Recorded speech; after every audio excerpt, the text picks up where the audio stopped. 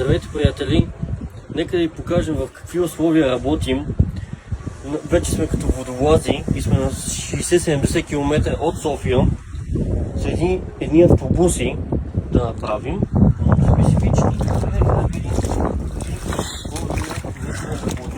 Това едва ли някой го прави в момента. Гледайте в каква вода само газим.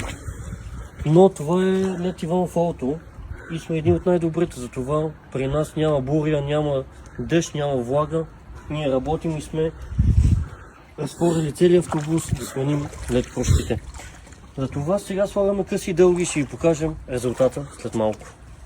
Приятели, виждате, за да сменим крушки, какво се налага да правим. Да разкатим почти целия рейс и виждате в какви лодки работим. Ето. Виждате за какво става въпрос. В момента правим този автобус, утре да си тръгне и утре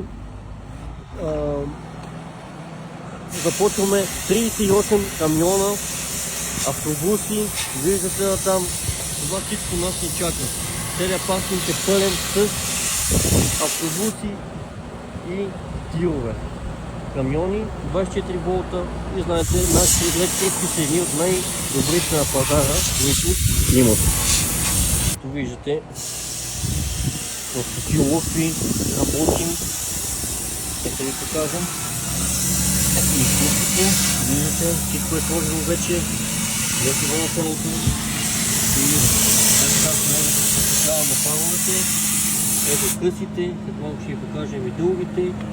Всичко е перфектно, както се трябва. Добре, водата ни оплаши. Нека да видим къси дълги 180 ватт. На къси 180 ватта на дълги. Наистина, справят сме перфектно и ни очакват още.